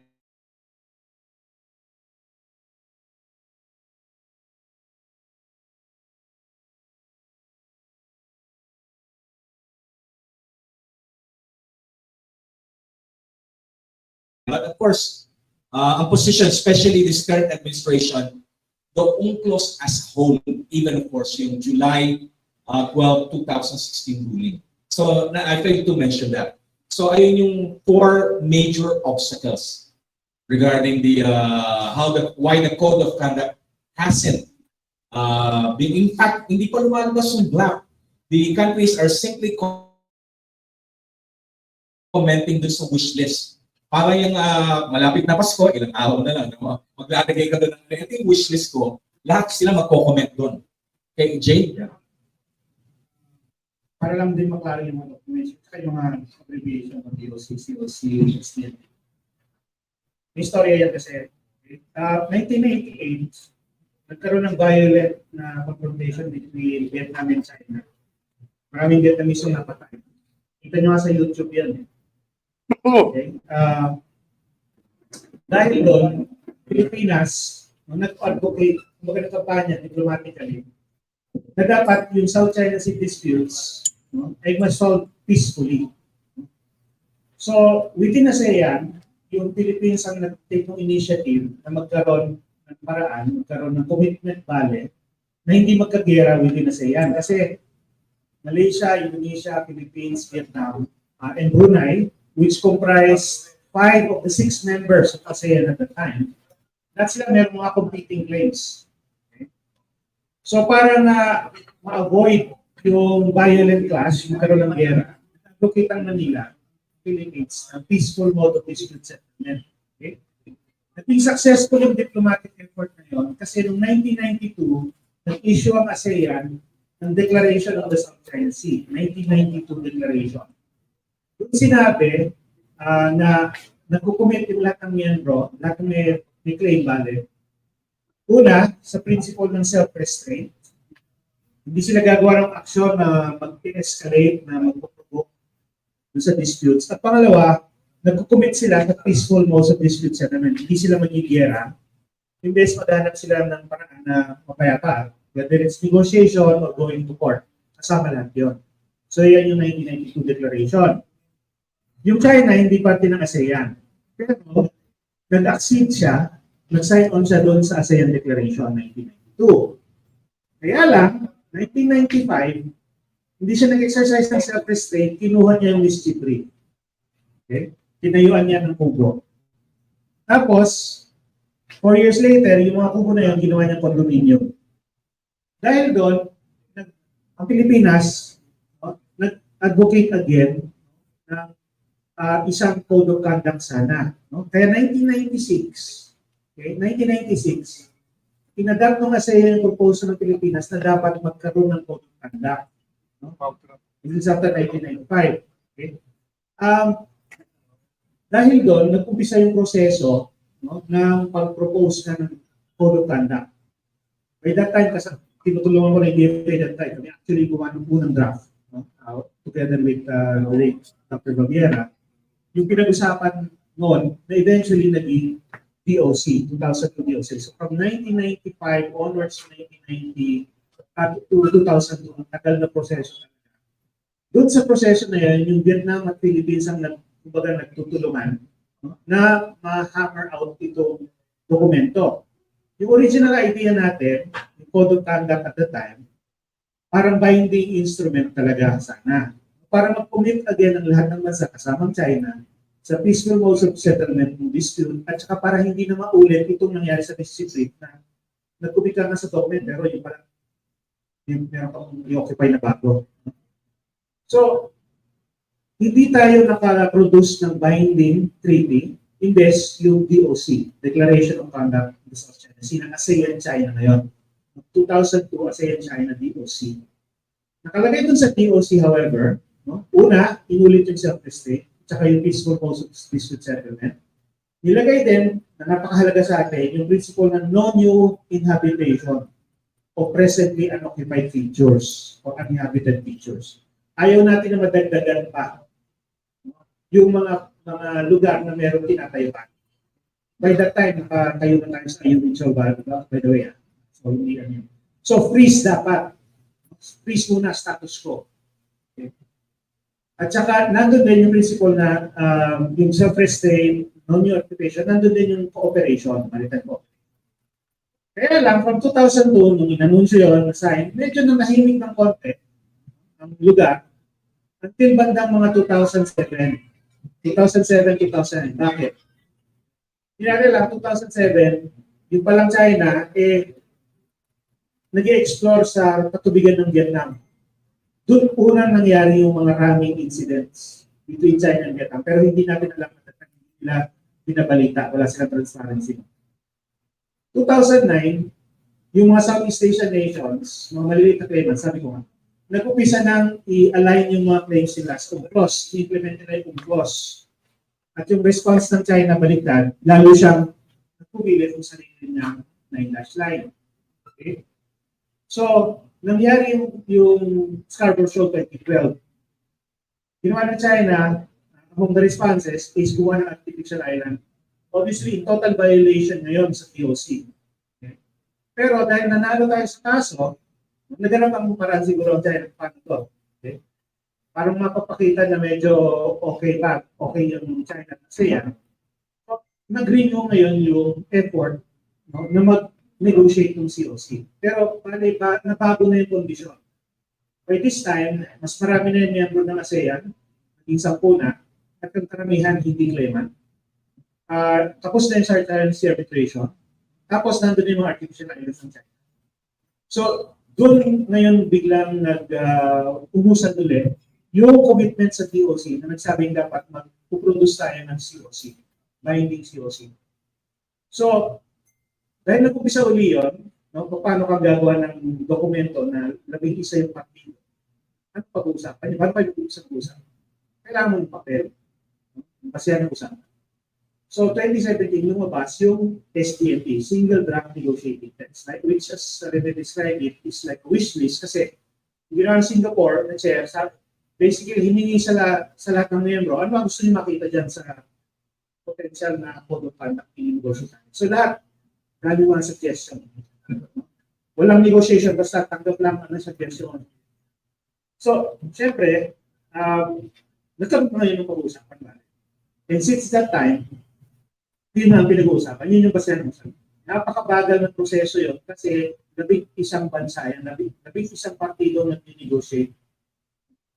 Kaya ngayon, yung mga anunsyo, no, matagal na anunsyo pa nung pandemic. Pero yung nagkakaroon ng progress in the sense na unti-unti, nagkakaroon ng ilang agreement, nagkakaroon ng disagreement, no? Pero unti-unti, pinag-uusapan pa rin yung dokumento. So, next week, yung 40th session yata, if I'm not mistaken. 40. And again, yun, titignan na saan sila makakaabot dun sa usapan. Kasi napakahaba ng dokumento na lumabas kasi 11 countries put in suggested text. Nag-meet yung unang version, halos 20 pages yata, 19 or 20 pages, more than 90 paragraphs yata yun. So yun, isa-isa nila ba paragraph, matagal na usapan ba? Kasi nga, nangyari nga, 11 countries negotiating one single text, iba-iba yung pananaw, iba-iba yung interest. May kanya-kanyang bantay na niya. So kaya mabagal talaga yung proseso. So wala pa yung COC. Sa ngayon, STNT pa rin ang pinag-uusapan nila. Pero yung STNT na yun, pagkatapos nila pag-usapan, yun na yung magiging COC. Can I just quickly on that? I mean, we just have to break down these bare bones. Ang nangyari po dito dahil malapit ng FIBA World Cup, no? Ay dinidribble tayo ng China. No? Obviously, dinidribble tayo because what's happening here is talk and take. So habang nag-uusap tayo at may illusion ng openness, negotiation, harmony, all that blah blah blah, iniiba yung facts on the ground. No? So kaya nga, ang proposal natin dati was triple freeze. Hindi pwede tayo mag-negotiate ng code of conduct habang iniiba yung isang partido, yung facts on the ground, literally through geoengineering. So first, freeze on reclamation. Second, freeze on any aggressive kind of military activities. At third, increasingly now, of course, dapat yung issue din ng militia ng China na laking problema sa atin ngayon, di ba? So for me, mas dapat yun ang priority ng ASEAN ngayon.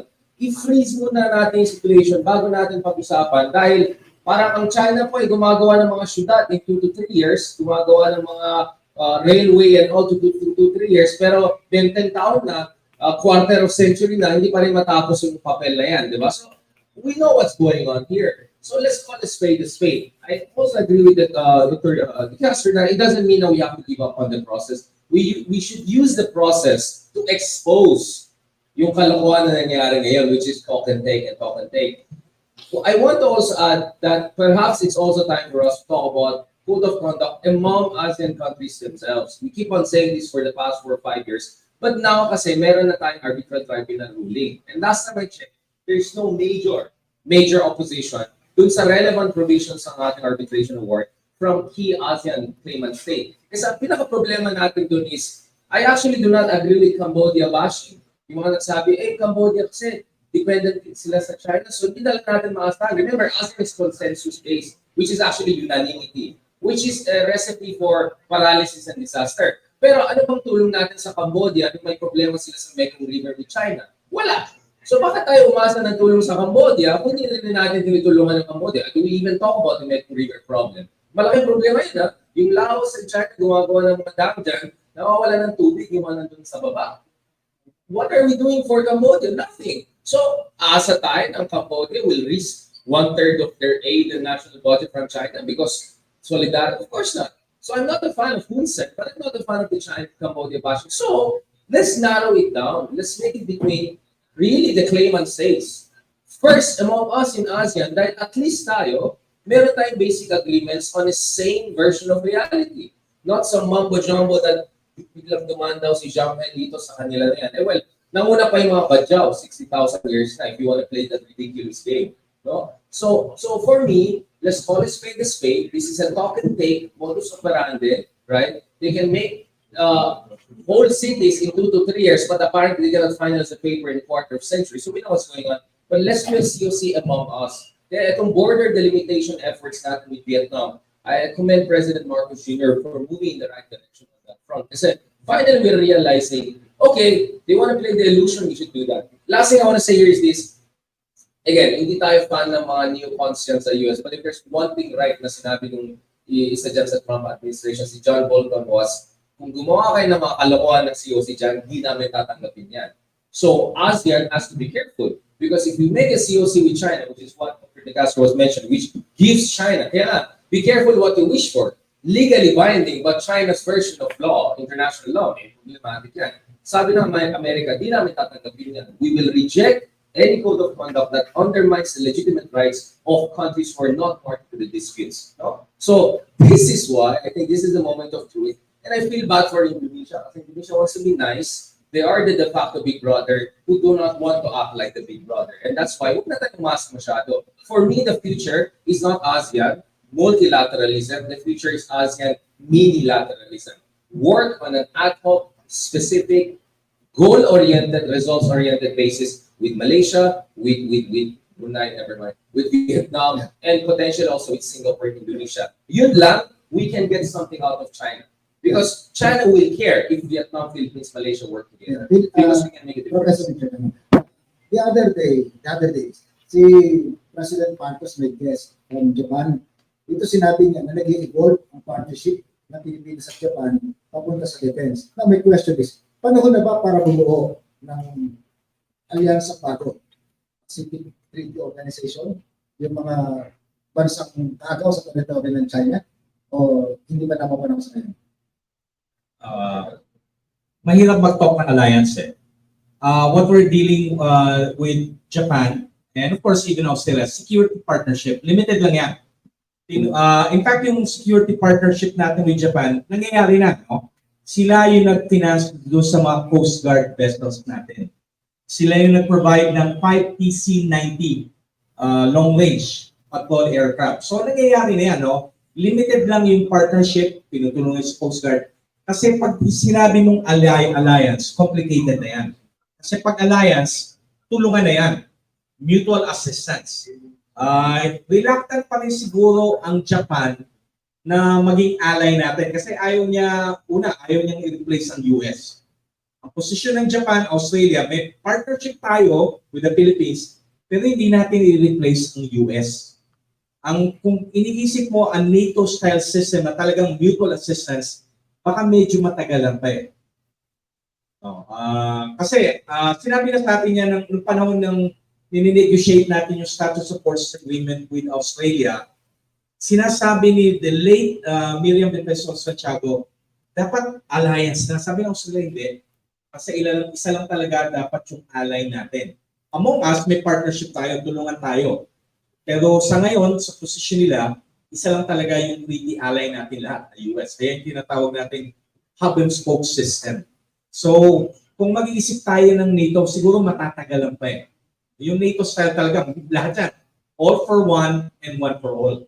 But do you agree sa kanina binagit ni Professor Heydarian na Ukraine nga wala namang kaalyado na bansa. Walang treaty ally, pero tinutulungan pa rin. So, ganun din mangyayari sa atin. Hindi, kasi sa Ukraine, tinutulungan sila in terms of military assistance. Pag alliance talaga, total yan. Talagang an attack on one would be an attack on all. And of course, sa NATO treaty, ang purpose talaga niyan is susuportahan kanila up to the very end. Ang Ukraine, hindi pa rin member ng NATO. Ganito, pwede mag-invoke daw ang Pilipinas ng mutual defense treaty sa US. Alam natin ang US may alliance, may treaty sa Japan, automatic din na responde. Ibig sabihin, pag napasabak sa tulungan ng Pilipinas, automatic involved ng Japan, same thing with Australia? Pwede. Hypothetically kasi, they're also required to assist the US. Same is true with Australia, are also required, even South Korea. Kasi meron tayong mutual defense treaty. So, pero hindi yan automatic, no? Kasi at the end of the day, yung again, pumapasok dito yung architect, yung the decision will still have to be made by the national leadership.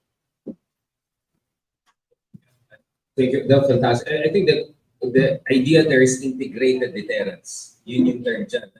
Together, a number of allied countries, even though some of them don't have direct mutual defense treaties with each other. So kung matapos natin itong BFA negotiations with Japan, no? Because now I think we have a semi-confirmation na mukhang we're looking at the BFA now with Japan, not just any kind of mutual defense agreement. So we have VFA with Australia, we have mutual defense treaty with the US. So when we put all of those elements together, ang point is to create collective deterrence or integrated deterrence. Kasi alliance, the way we look at it is so 20th century. Iba na ngayon eh. Minilateral na ngayon eh. Fluid na ngayon. Integrated na ngayon. And actually, that might do the trick. That itself might do the trick. But that's where you have to develop more interoperability with like-minded consideration. Again, just to be clear, we are doing none of this to provoke. The one that is provoking is the one who's bullying in the West Philippines.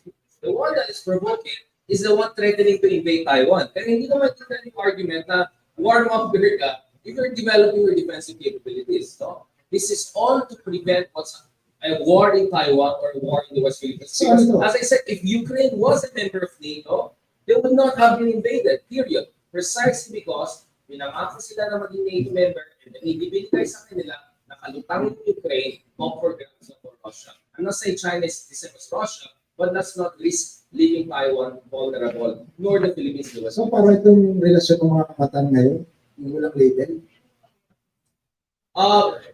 Medyo makakausapan eh. I think 50 shades of gray. Ang tawag dito na bata, parang MU. May mutual understanding. I mean, for me, even if, there's certain forms of mutual understanding when push comes to shove, you have to get real and honest. So this is a situation like that whereby hindi ka pwede maging wishy-washy kasi the entirety of American leadership in the region will be under question. That's what they're helping Ukraine. Now, indeed, not even their ally. Imagine if they allow Taiwan or the Philippines to slip through their fingers, all the fence-sitters will all defect to China na. So, ang laking issue ito. So, totoo naman, ang interest natin ng Amerika ay hindi 100% overlapping. This is not because of altruism of America. But America has an interest not to look like a fool and to lose all its allies in the region. So, kaya nga mahalaga tayo sa kanila. Again, convergence of interest. Kaya tama yung sinabi ni Ibo Chidora, yung ating defense secretary, na it's no one's business to tell us what to do with other countries when we have common interests, right? This is not about, tuta tayo ng ganito bansa or tuta tayo ng ganyan bansa. That's a very low-level intellectual thinking, to put it nicely. Okay, thank you. Sige, last. Sir, sorry. Indonesia, US, and Taiwan are set to have their elections next year. How will a possible change of leadership affect the Philippines' interests or stand in the West Philippine Sea? I think Taiwan will be more crucial. The US, whether you'll have Joe Biden being re-elected, and of course, either the former businessman will return back to the White House, I think the policy would remain the same, especially with regards to China, because there's only one issue that unites all Americans. That is, of course, a strong position against Taiwan. What's the other country again? Indonesia, not so much. I think there's also consistency in terms of Indonesia's foreign policy. The election that we should watch for would, of course, be Taiwan. Okay, on that note, we'll have to close this Saturday session. We'd like to thank Colonel Medel Aguilar, spokesperson ng AFP, for giving us a very strong statement on what the position of the Philippine government should be with regard to the situation in the West Philippine Sea, which is for the Chinese Coast Guard to behave. I don't think we can have a stronger message than that. Nandito rin si Atty. Batongbacal ng UP College of Law, DLSU Professor Renato de Castro, and Richard Heydarian ng Asian Center ng UP. Okay. Thank you all to our academics for giving us free lessons on foreign policy and our country's position on this issue. Maraming salamat sa inyong lahat at maraming rin salamat sa inyong pagdalos sa ating regular news forum. Thank you very much.